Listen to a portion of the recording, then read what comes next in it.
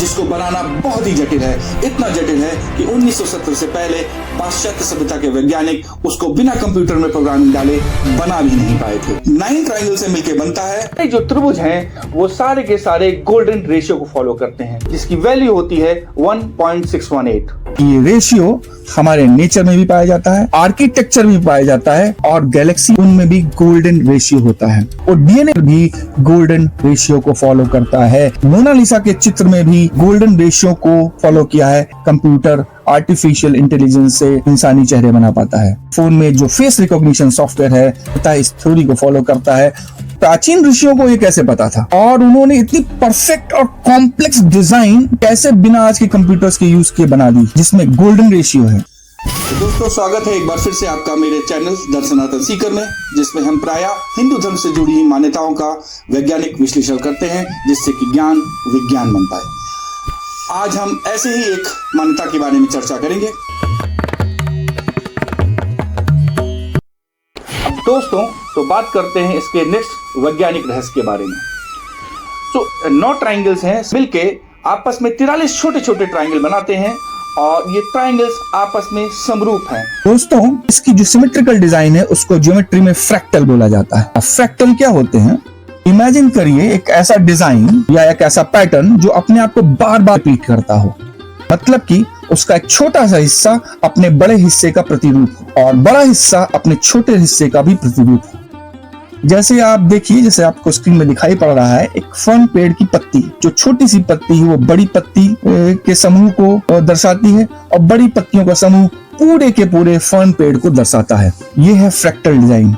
हमारे जीवन में फ्रैक्टल डिजाइन का बहुत अच्छा उदाहरण है, खासकर भारत में रंगोली, वो भी रिपीटिंग पैटर्न्स में बनाई जाती है, और यही इसका सार है। सिंपल डिजाइन और सिंपल रूल से बनी हुई एक बहुत ही कॉम्प्लेक्स डिजाइन। जैसे कि अर्थ के 5 elements ether, air, water, fire and earth अपने आप को विभिन्न रूपों में रिपीट करते हुए वो बहुत सारी आकृतियां बना देते हैं।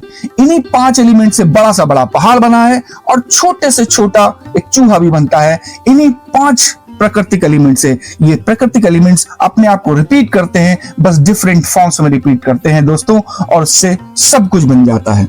और यही है फ्रैक्टल्स का बेसिक प्रिंसिपल। आप जैसा कि देख सकते हैं कि ये जो 9 ट्रायंगल्स जिनकी मैं बात कर रहा था, ये मिलकर 43 छोटे छोटे छोटे ट्रायंगल्स बनाते हैं, और ये सारे के सारे ट्रायंगल्स अपने आप को देखिए रिपीट करते हैं। आप बीच के छोटे ट्रायंगल से अपने आप को जूम इन करना शुरू करिए, और आप पाएंगे कि जितना आप जूम करते जा रहे हैं, जो छोटी आकृति थी वो बड़ी आकृति को समरूपता है। जैसे कि लाइफ जो है एक एटम से निकल रही हो और फैल रही हो। और दोस्तों, ये फ्रैक्टल को बनाना बहुत कठिन है। अगर आप गूगल में टाइप करेंगे हाउ टू ड्रॉ अ श्रीयंत्र, तो बहुत सारे स्टेप्स उसमें बताएगा, और आपको एक मॉडर्न टूल्स लेके बैठना पड़ेगा, कंपास और स्केल और पेंसिल लेके बैठना पड़ेगा, तब जाके आप इसको बना पाएंगे। ये इतना कॉम्प्लेक्स होता है। अब देखते हैं कि फ्रैक्टल्स का आज के युग में क्या यूज होता है। दोस्तों, आपको जानकर ये अच्छा लगेगा और हैरानी भी होगी कि इसका यूज आजकल कंप्यूटर ग्राफिक्स में भी यूज होता है, जलवायु विज्ञान में यूज होता है, और आर्टिफिशियल इंटेलिजेंस में भी इसका यूज होता है। दोस्तों, जो इमेज कंप्रेशन का जो एल्गोरिथम है, आपकी बहुत बड़ी कोई हैवी फाइल है तो कंप्रेस करने में भी इसका एल्गोरिथम यूज होता है। सोचिए, इन फ्रैक्टल्स को हमारे ऋषि मुनियों ने बहुत पहले से जान लिया था। और ये जो फ्रैक्टल्स की जो आत्म समरूपता, वो ब्रह्मांड के इंटरकनेक्शन को भी दर्शाता है। सृष्टि के एक छोटा सा एटम से लेकर बड़ी गैलेक्सी तक सब कुछ आपस में जुड़ा हुआ है, सब कुछ एक दूसरे का ही हिस्सा है। मतलब मेरे अंदर ही ब्रह्मांड है और मैं ब्रह्मांड से हूँ, अहम ब्रह्मास्मि। हमारे ऋषियों ने इस यंत्र को जब बनाया था तो उनको नेचर और साइंस की समझ तो दोस्तों, आपको क्या लगता है, हमसे तो ज्यादा ही रही होगी, आज के वैज्ञानिकों से भी ज्यादा रही होगी। क्योंकि सिर्फ ये एक स्टैटिक या जड़ डिजाइन नहीं है, ये बहुत ही चलायमान यानी डायनेमिक प्रोसेस है, और ये खुलने को दर्शाता है। तो क्या हम कह सकते हैं कि श्रीयंत्र मानव इतिहास का सबसे पहला फ्रैक्टल डिजाइन था?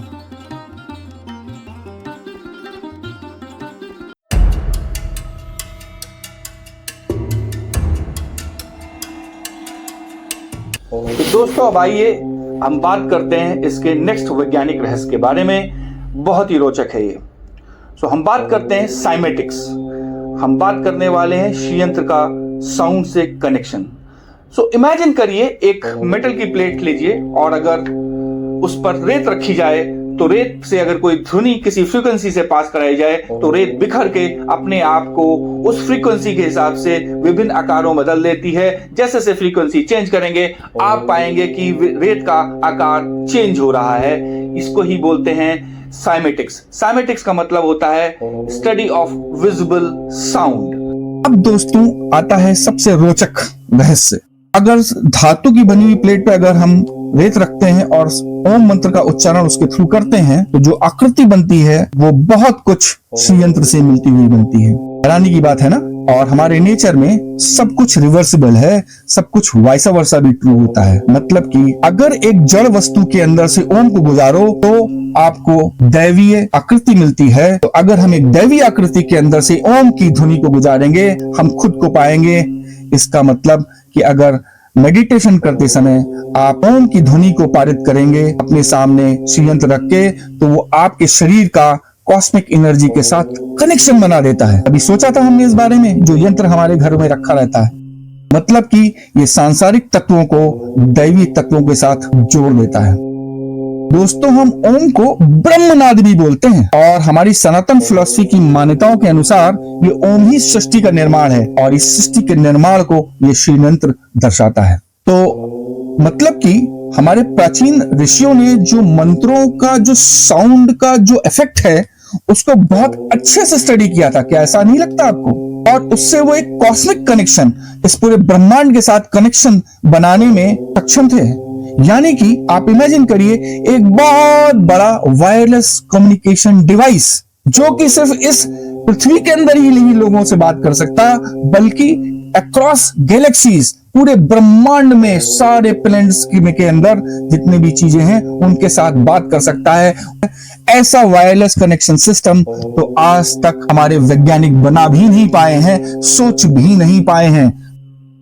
इसका मतलब अगर हम श्रीयंत्र में मेडिटेट करते हैं तो हमारी जो फ्रीक्वेंसी है, हमारे शरीर की फ्रीक्वेंसी, हमारे मन की फ्रीक्वेंसी कॉस्मिक गैलेक्सीज की फ्रीक्वेंसी के साथ मैच करती है और इस फ्रीक्वेंसी की मैचिंग को बोलते हैं रेजोनेंस। पूरे सृष्टि में एक संदेश पहुंचता है मेरे मन के अंदर की बात क्या है और इसी तरीके से पूरी सृष्टि हमारी मनोकामना की पूर्ति में लग जाती है। और इसीलिए कहते हैं कि श्रीयंत्र पे अगर आप मेडिटेट करते हो, उसकी पूजा करते हो तो आपकी मनोकामनाएं पूर्ण होती है। आज के बाद से आप कभी भी जब पूजा करिए तो श्रीयंत्र को सिर्फ टीका मत लगाइए, सिर्फ श्रीयंत्र के सामने हाथ मत जोड़िए, उसके सामने बैठ के मेडिटेट करिए, आपको चमत्कारिक अनुभव होंगे। दोस्तों अंत में सवाल ये उठता है कि ये श्रीयंत्र क्या सिर्फ एक धार्मिक प्रतीक है या हमारे प्राचीन विज्ञान का प्रतीक है या ये हमारे अध्यात्म को दर्शाता है? मुझे लगता है कि ये दोनों है। ये हमारे अध्यात्म का प्रतीक भी है, ये हमारी मान्यता का भी प्रतीक है और ये हमारे विज्ञान का भी प्रतीक है, हमारे वैज्ञानिक पास्ट का भी प्रतीक है। ये हमारे शरीर को कॉस्मिक एनर्जी से जोड़ता है। अगर आपको ये जानकारी रोमांचित कर गई है दोस्तों तो मेरे वीडियो को लाइक करें, चैनल को सब्सक्राइब करें और इस वीडियो को ज्यादा से ज्यादा शेयर करें क्योंकि हमारी ये जो नॉलेज है ये बच्चों तक होनी चाहिए। क्योंकि हमारे बच्चे जो पाश्चात्य विज्ञान के हिसाब से पढ़ रहे हैं, अगर उन्हें इसका वैज्ञानिक रहस्य नहीं मालूम होगा, इन सारे यंत्रों को बोलेंगे ये हमारे अंधविश्वास का प्रतीक है, वो इनको मानेंगे नहीं क्योंकि इनके ऊपर कभी वैज्ञानिक चर्चा ही नहीं हुई होगी। तो उनको इसका विज्ञान जानने दीजिए, हमारे पास्ट के बारे में। Let them be proud of our past. और अंत में मैं आपसे आग्रह करता हूं कि कृपया इस यंत्र के बारे में ज्यादा से ज्यादा पढ़ें जिससे आप इसके ज्यादा से ज्यादा इसका लाभ उठा पाएं। और अंत में मैं आपसे एक रिक्वेस्ट करता हूं कि आप कमेंट करें क्या आपको लगता है कि श्रीयंत्र हमारे प्राचीन विज्ञान का प्रतीक है। इसके साथ ही मैं आपसे विदा लेता हूं। आगे फिर से मिलूंगा इसी तरह के रोमांचक वीडियो के साथ। आपसे अलविदा कहता हूं। धन्यवाद, थैंक यू, नमस्कार।